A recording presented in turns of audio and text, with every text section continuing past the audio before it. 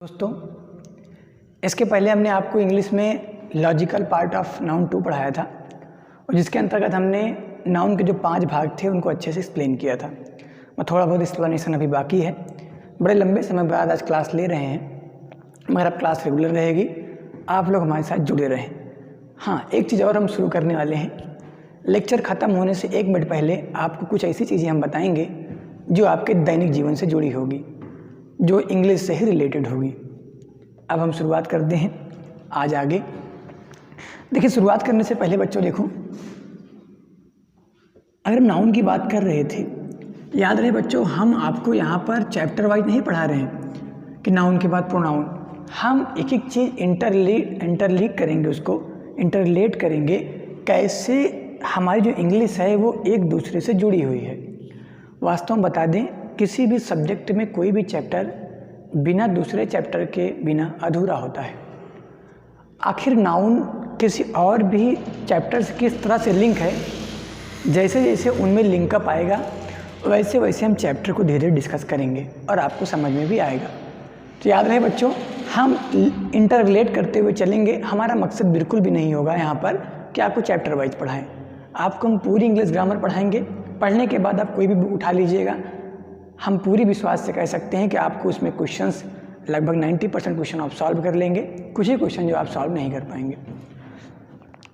तो अब यहाँ पर देखें, नाउन जो चर्चा कर रहे थे, देखिए अब नाउन क्या था। नाउन एक नेमिंग वर्ड था। एक बार थोड़ा बता रहे हैं। अब नेमिंग वर्ड होता क्या है। सबसे पहले नेमिंग वर्ड की जब चर्चा की थी तो हम ये जानना चाह रहे थे कि नेमिंग वर्ड कितने प्रकार का हो सकता है। तो नेमिंग वर्ड कितने प्रकार का हो सकता है, इसे क्या बोला था हमने बच्चों? काइंड्स बोला था, यानी प्रकार बोला था, काइंड्स। और हमने काइंड्स के बारे में जान लिया था कि नाउन मेन रूप से 2 प्रकार की होती है, 2 में भी 5 प्रकार की होती है। अब यहाँ पर ध्यान से देखें बेटा, जो नेमिंग वर्ड है, अब नेमिंग वर्ड हमको नॉलेज हो गया कि नेमिंग वर्ड कितने प्रकार के होते हैं। मगर अगली बात क्या आती है कि जो नेमिंग वर्ड है, जैसे शुभम है, सत्यम है, ये जो नाम है, वास्तव में ये जो नाम है, ये क्या एक हो सकते हैं कि एक से अधिक भी हो सकते हैं? क्या पूरे विश्व में एक ही नाम का व्यक्ति शुभम है? नहीं, बहुत सारे घर में शुभम है। इसका मतलब जो नाउन है वो सिंगुलर भी हो सकती है और प्लूरल भी हो सकती है। नाउन कैन बी सिंगुलर और प्लूरल। अब ये सिंगुलर और प्लूरल का कॉन्सेप्ट है नाउन का, इसे नाउन की भाषा में कहते हैं नंबर। क्या बोलते हैं? नंबर बोलते हैं। नंबर का मतलब क्या होता है? नेमिंग वर्ड सिंगुलर है कि प्लूरल है, मतलब नेमिंग वर्ड एक है या एक से अधिक है। मतलब सबसे पहले हम प्रकार जाने। अब प्रकार के बाद क्या जानेंगे? उनके नंबर जानेंगे। नंबर से मतलब क्या हो गया? सिंगुलर या प्लूरल जानेंगे। अच्छा, जब हम सिंगुलर या प्लूरल जान लेंगे तो हमारे मन में एक क्वेश्चन आएगा कि जो भी नेमिंग वर्ड है, जो भी वो नाम है, वो मेल है कि फीमेल है? भाई, क्योंकि आज हमारे जीवन में इसकी इम्पोर्टेंस बहुत है। जब भी कोई फॉर्म भरते हैं उसमें ही पूछता है कि बताइए मेल है कि फीमेल है। तो चूँकि इंग्लिश में पूछता है तो इंग्लिश का कॉन्सेप्ट होगा, इसका मतलब इंग्लिश में अवश्य ही मेल फीमेल का चैप्टर होगा। तो जब कभी भी किसी भी नाउन के हम मेल या फीमेल की चर्चा करते हैं, मेल और फीमेल, तो उसकी चर्चा को कहते हैं जेंडर। जेंडर का मतलब ही होता है किसी भी नाउन की मेल या फीमेल की जानकारी हासिल करना, कि जो भी नेमिंग वर्ड दिया है वो मेल है कि फीमेल। इसकी चर्चा हम जहाँ करेंगे उसे क्या कहेंगे? जेंडर कहेंगे। अब ध्यान से देखें, अगर एक कोई नाम हो, सपोज करिए एक नाम है शुभम, और शुभम नाम का व्यक्ति है, उसकी प्रकार पता कर लिए हम तो किस प्रकार का नाउन है, कलेक्टिव में रहता है, कॉमन है कि प्रॉपर है, तो पता चला प्रॉपर नाउन है। फिर दूसरी बात हमने पता किया कि सिंगुलर है प्लूरल, मतलब एक ही शुभम, एक से अधिक शुभम है, ये भी हमने पता कर लिया। पहली जानकारी प्रकार पता किया, दूसरी क्या पता किया? अकेले हैं कि नहीं, प्रॉपर पता चल गया, फिर अकेले पता चल गया अकेले हैं। तीसरा काम क्या कि आखिर शुभम मेल है कि फीमेल है? तो तीसरी जानकारी क्या हासिल कर रहे हैं? मेल है कि फीमेल, पता चल गया, चलो मेल है। अब भाई 3 चीज़ें पता चली। सबसे पहले पता किया कि शुभम क्या है? प्रॉपर नाउन है, एक व्यक्ति का नाम है। दूसरी जानकारी हमने हासिल की कि शुभम जो है वो सिंगुलर है। और तीसरी जानकारी हम यहाँ हासिल कर रहे हैं कि शुभम जो है वो मेल है। मतलब इतनी जानकारी हासिल करने के बाद ये पता चल गया कि सामने वाला व्यक्ति एक लड़का है और वो अकेला है और वो प्रॉपर नाउन में है।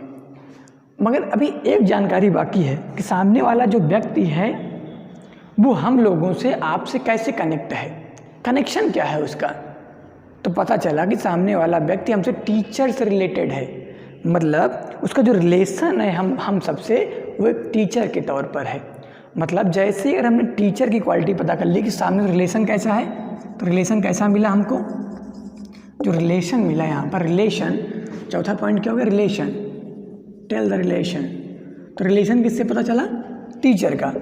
अच्छा हमको ये बता दो, जब आपको ये चारों जानकारी मिल गई तो क्या हम पूर्ण नहीं हो गए? पूरी जानकारी आपको हमारे बारे में मिल गई कि यार प्रॉपर नाउन है, सिंगुलर है, मेल है और टीचर है, बात कंप्लीट हो गई। अगर शादी का रिश्ता आएगा तो शादी हो जाएगी, क्योंकि मामला पूरा कंप्लीट मिल गया है। तो इसका मतलब एक नाउन की कंप्लीट जानकारी के लिए क्या क्या मिलना चाहिए, काइंड्स मिलना चाहिए, नंबर्स पता होना चाहिए, जेंडर पता होना चाहिए और अगला रिलेशन पता होना चाहिए। रिलेशन को नाउन की भाषा में नाम तो अलग होगा, क्योंकि भाई रिलेशन जो शब्द है वो तो कॉमन शब्द है, और नाउन में क्या शब्द होगा? तो नाउन में रिलेशन को बोलते हैं केस। क्या बोलते हैं बच्चों? केस बोलते हैं। तो ये बात आपको याद रहे कि सबसे पहले काइंड्स, फिर नंबर, फिर जेंडर, फिर रिलेशन। इसे भाषा में क्या कहें? Kinds, number, gender and case. इसीलिए नाउन की कंप्लीट इंफॉर्मेशन के लिए इन चार चीज़ों को हम पढ़ते हैं। ये बातें आपको समझ में आ गई होगी। तो नाउन के चार प्रकार हो गए। हम काइंड से पढ़ रहे थे, काउंट से अब नंबर की तरफ ट्रांसफ़र होंगे, फिर जेंडर पढ़ेंगे, फिर रिलेशन। जैसे हमने रिलेशन पढ़ लिया तो नाउन हमारी क्या हो जाएगी? कंप्लीट हो जाएगी। ये बातें आपको समझ में आ गई होंगी। अब इसी जानकारी हम आगे हासिल कर रहे हैं, ध्यान से देखें।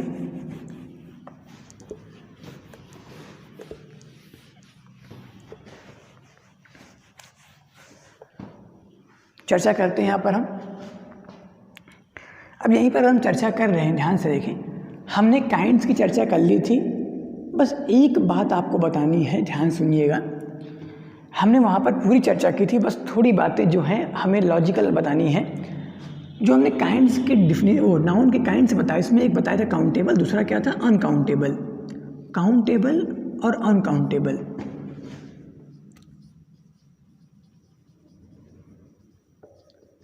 एक बात समझ लीजिए आप लोग, काउंटेबल नाउन का मतलब होता है, लॉजिकली क्या मतलब है काउंटेबल? देखिए, काउंटेबल नाउन की डिफिनेशन लोग बताते हैं कि that noun which is counted is called countable. बिल्कुल सही बात है, गलत नहीं है। मगर इस डिफिनेशन से क्या हम वास्तव में इसका मतलब निकाल पाएंगे? नहीं निकाल सकते। तो मतलब निकालने के लिए वास्तव में क्या होती है, कोई भी नाउन जो सिंगुलर और प्लूरल दोनों फॉर्म में लिखी जाए, ऐसी नाउन जो सिंगुलर और प्लूरल दोनों फॉर्म में लिखी जाती है, और याद रहे उसके दोनों फॉर्म सेम कॉन्टेक्स्ट में होने चाहिए। मतलब समझाते हैं, a noun can be written as singular and plural form. और एक आगे शब्द जुड़ेगा यहाँ पर, इन सेम कॉन्टेक्स्ट। इन यहाँ लिखते हैं इन सेम, याद रहे ये शब्द लिख रहे हैं, कॉन्टेक्स्ट। बहुत इंपॉर्टेंट शब्द, ध्यान समझिएगा, ये बहुत ही इंपॉर्टेंट शब्द है कि noun can be written as singular and plural. मगर इंपॉर्टेंट क्या है? In same context. अगर सेम कॉन्टेक्स्ट में कोई भी नाउन सिंगुलर प्लूरल दोनों में लिखी जाए तो उसे बोलते हैं काउंटेबल नाउन। अब बच्चों आपके दिमाग की बात आएगी यहाँ पर, आखिर कॉन्टेक्स्ट का मतलब क्या होता है? आखिर जो सर ने यहाँ पर ये लिखा हुआ है शब्द, इसमें कॉन्टेक्स्ट का मतलब क्या होता है समझाते हैं हम आपको। कॉन्टेक्स्ट का मतलब क्या होता है, जैसे कि हमारे वहाँ मुग़ल आए। अब मुग़ल आए कब थे? लगभग 1526 में, 1526 में शायद आए थे, बाबर के ज़माने में। अब जब 1526 में आए तो आज भी लोग कहते हैं कि मुग़ल के वंशज हैं। जो लोग मिलते हैं कहते हैं हम मुग़ल के वंशज हैं। कैसे बताते हैं? वास्तव में बताती क्या है, क्योंकि वो उनकी जीन चली आ रही है, एक जीन है, एक लिंक है जो उनसे रिलेटेड है। मतलब किसी भी इंसान कितना ही पुराना क्यों ना हो जाए, मगर उसकी डीएनए जो होता है, जीन, वो कहीं बदलती नहीं है। ऐसे ही कॉन्टेक्स्ट का मतलब जैसे गर्ल है, गर्ल क्या है, सिंगुलर है, अगर इसका प्लूरल बनाएंगे आप तो ये गर्ल्स हो जाएगा। मतलब यही वर्ड सेम रहेगा और इसमें कुछ ना कुछ चेंज है, सिर्फ कुछ वर्ड जुड़ेंगे।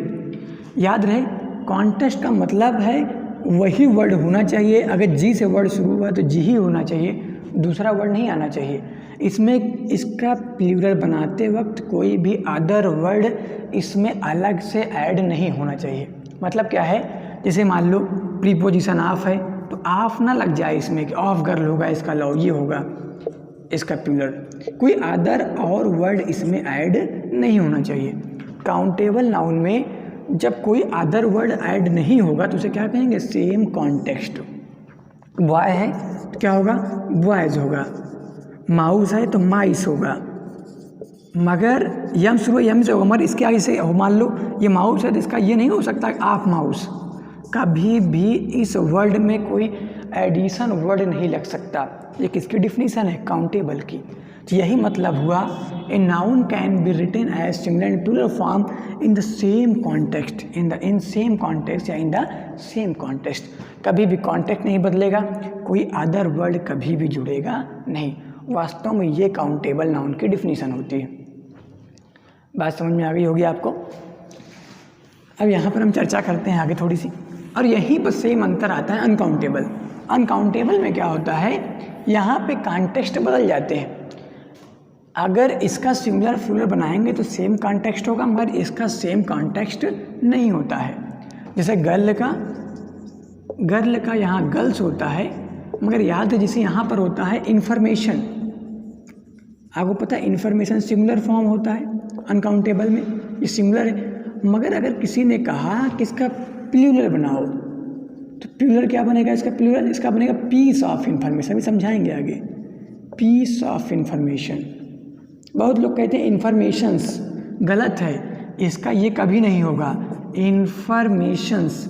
अगर किसी ने ये बनाया तो ये गलत है। क्यों, क्योंकि इन्फॉर्मेशन अनकाउंटेबल नाउन है और इन्फॉर्मेशन का इन्फॉर्मेशंस बना दिया, इसका मतलब तुम काउंटेबल में चले गए, और इन्फॉर्मेशन कभी काउंट नहीं होती है। इसीलिए इन्फॉर्मेशन क्या होगा, पीस ऑफ इन्फॉर्मेशन। देखो इन्फॉर्मेशन के पहले क्या हुआ, अलग वर्ड जुड़ गए, तो इसका मतलब ये सेम कॉन्टेक्स्ट में नहीं है। सबसे बड़ा डिफरेंस होता है दोनों में, ये सेम कॉन्टेक्स्ट में होती है और ये सेम कॉन्टेक्स्ट में नहीं होती है। कॉन्टेक्स्ट का मतलब कोई एडिशन वर्ड जुड़ना, और इसमें नहीं जुड़ता है। बात समझ में आ गई होगी आपको ये बातें, दोनों चीज़ें।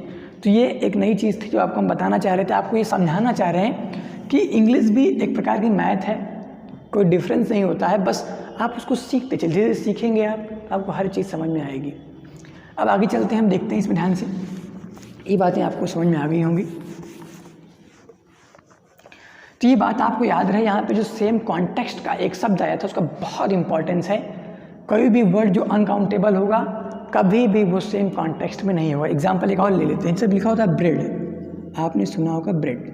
अगर किसी ने कहा ब्रेड का ब्रेड से लिख दो, चलो हमने लिख दिया, हो सकता है सही हो, मगर क्या हमको बता दो जो ब्रेड होता है, ब्रेड तो क्वांटिटी है, पाव रोटी होती है, क्या उसे तुम काउंट कर सकते हो, नहीं कर सकते, वो अनकाउंटेबल होती है।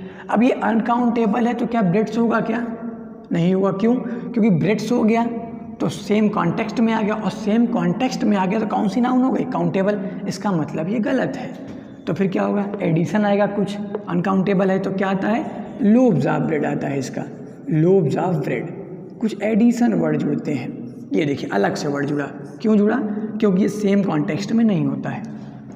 तो एग्ज़ाम में ज़रूरी नहीं है आपको बहुत याद रहे, चाहे जो एग्ज़ाम देते हो आप, इम्पॉर्टेंट ये है कि उस एग्ज़ाम में आप किस प्रकार से क्वेश्चनों को देख रहे हैं।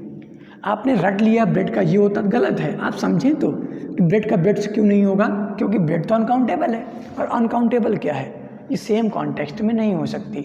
जब सेम कॉन्टेक्स्ट में नहीं हो सकती तो ब्रेड का ब्रेड हो ही नहीं सकता, कोई एडिशन वर्ड लगेगा तो एडिशन वर्ड कोई लग गया। ये बातें आपको समझ में आई। एग्जाम्पल और ले लेते हैं ताकि आपको क्लियर हो जाए। आपने सुना होगा फर्नीचर, फर्नीचर तो सुने, बहुत फेमस शब्द लिए हैं सारे, हम बहुत सुने होंगे फर्नीचर। अब फर्नीचर का बहुत लोग कहते हैं फर्नीचर से होता है, मान लिया हमने, चलो हमने मान लिया, क्योंकि हम चूँकि लॉजिकल पढ़ रहे तो समझेंगे, तर्क लगाएंगे, हमें लगा लिया फर्नीचर्स। अब फर्नीचर का हमने फर्नीचर्स कर लिया, मगर फर्नीचर क्या है, ध्यान समझो। फर्नीचर का मतलब सोफ़ा वगैरह, अब वो कहीं काउंट होता है क्या? नहीं, वो तो क्वांटिटी है। इसका मतलब फर्नीचर क्या है? अनकाउंटेबल है। अब अनकाउंटेबल है, सेम कॉन्टेक्स्ट में तो हो नहीं सकता। कॉन्टेक्स्ट क्या होगा? सेम चेंज होगा। फर्नीचर्स का फर्नीचर्स लिख रहे हो, इसका मतलब किस में जा रहे हो तुम? काउंटेबल। और नाउन कैसी है? अनकाउंटेबल। इसका मतलब ये क्या है? गलत है। देखो, हमको पता नहीं है फर्नीचर का क्या होगा, फिर भी हम जान गए गलत है लॉजिक से। होता क्या है वास्तव में? ये होगा पीसेज ऑफ फर्नीचर। तो एग्ज़ाम आपके ऑप्शनल होते हैं, हर चीज़ याद रहे ये इम्पोर्टेंस नहीं है, मगर लॉजिक से अगर सीखेंगे तो हर चीज़ आपको समझ में आएगी, क्योंकि लॉजिक हमारा दिमाग बहुत तेज कैच करता है, जबकि उसकी जो क्रैमिंग पावर होती है, रटने की विद्या होती है, वो कम होती है। तो ये बातें आपको क्लियर हो गई होगी काउंटेबल और अनकाउंटेबल की। हमें लगता है ये बातें आपको समझ में आ गई होंगी। अब आगे हम चर्चा यही कर रहे थे, अब हम देखते हैं।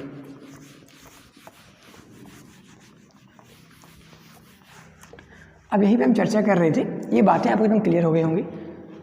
ध्यान से देखें, जो काउंटेबल्स हैं, काउंटेबल में हमने 3 नाउन बता दिया था, प्रॉपर, कॉमन और कलेक्टिव। बस प्रॉपर की चर्चा थोड़ी बाकी थी। ध्यान देखें,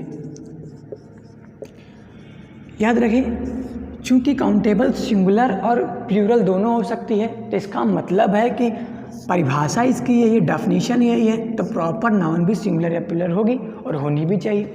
अगर ये सिंगुलर और प्लूरल दोनों होगी, सिंगुलर और प्लूरल होनी भी चाहिए इसको। तो हम इस चीज़ को यहाँ पर देखते हैं।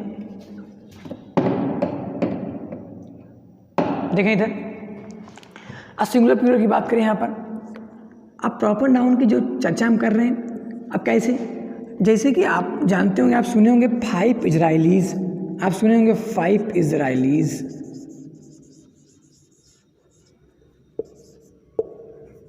5 इजराइलीज़।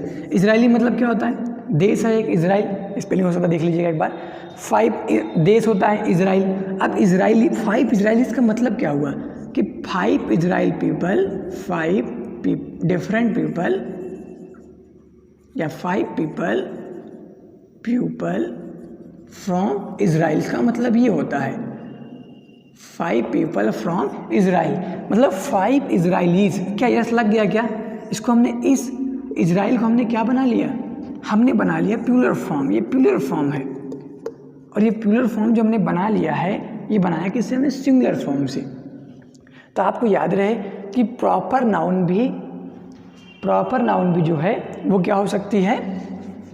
प्लूरल फॉर्म हो सकती है। बस आपको देखना है, किसी कोई दिक्कत तो होगी नहीं इतने में। अब आगे देखते हैं, यहीं पर प्रॉपर नाउन चर्चा और थोड़ी सी करेंगे हम। अब देखें आगे, आपने सुना होगा, जैसे मान लो कि 5 लोग बैठे हैं, और ये सभी के सभी एक ही कास्ट के हैं। मान ली ये सब के सब जान लो, ये सारे शुक्ला हैं। अगर शुक्ला तो हम कहेंगे 5 शुक्लास, ऐसे बोल देंगे। इसका मतलब क्या हो गया 5 शुक्लास का मतलब कि इस रूम के अंदर 5 शुक्ला जी बैठे हैं जो सेम कास्ट के।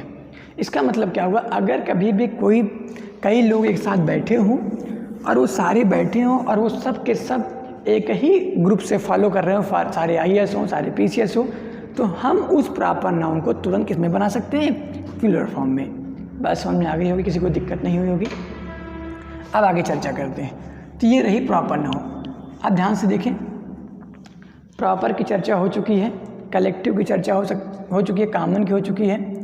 अब यहाँ पर हम थोड़ी चर्चा करेंगे अनकाउंटेबल में, और इस चैप्टर को, इस काइंड को समाप्त करेंगे। अनकाउंटेबल में देखें, हमने 2 चर्चा की थी, एक मटेरियल और एक अब्स्ट्रैक्ट। मटेरियल और अब्स्ट्रैक्ट। अगर यहाँ मटेरियल की चर्चा हम करें, तो मटेरियल नाउन को बताया था, मगर कुछ मटेरियल नाउन आपको याद भी रखना है, जो बहुत इंपॉर्टेंट है। कुछ इंपॉर्टेंट हम आपको बता दे रहे हैं, जो आपको एग्ज़ाम के दिल से बहुत इंपॉर्टेंट होता है। पहला, मनी, पैसा आपने सुना होगा। देखिए, तो मनी का मतलब सिर्फ पैसे से नहीं होता है, मनी का मतलब संपत्ति से भी होता है।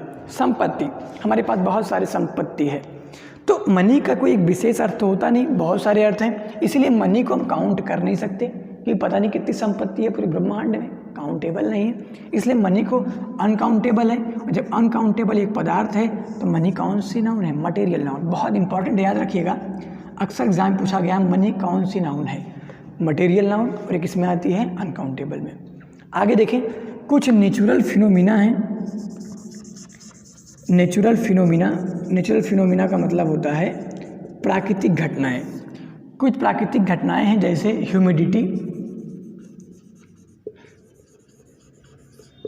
का मतलब होता है आर्द्रता होती है, नमी होती है। अब देखिए नमी जो है ये पानी की होती है, जब पानी है तो ह्यूमिडिटी क्या होगी? मटेरियल नाउन होगी। बता क्यों रहे हैं कि याद रखना है? क्योंकि बहुत लोग इसे एडजेक्टिव समझ लेते हैं, बहुत लोग इसको एब्स्ट्रैक्ट नाउन समझ लेते हैं, तो आपको याद रहे ह्यूमिडिटी कैसी नाउन है? Material noun. कैसे क्लियर हो गया होगा? क्योंकि ह्यूमिडिटी का मतलब वाटर से है, नमी से है, और नमी पानी की होती है। भाई वाटर है तभी नमी होगी, तो और वाटर क्या है? पदार्थ है, और पदार्थ को हम सिर्फ नाप तोल सकते हैं, इसलिए ह्यूमिडिटी क्या होगी? ये होगी। आगे थंडर का मतलब गर्जना होता है।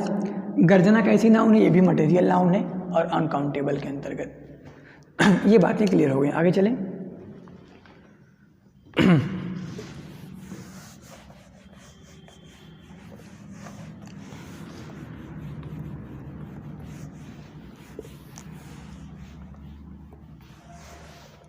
तो ये चर्चाएं हो चुकी हैं। अब देखिए यहाँ पर, अब अगली हम जो चर्चा करेंगे, थोड़ी सी अब्स्ट्रैक्ट नाउन की चर्चा करेंगे यहाँ पर हम। तो ये बार बार देख सकें, ठीक है। अब्स्ट्रैक्ट नाउन की हम चर्चा कर चुके, बस यहाँ आपको बहुत इंपॉर्टेंट जो चीज़ें वो आपको बताते चल रहे हैं। अब्स्ट्रैक्ट नाउन में क्या है कि एनी नाउन विच इज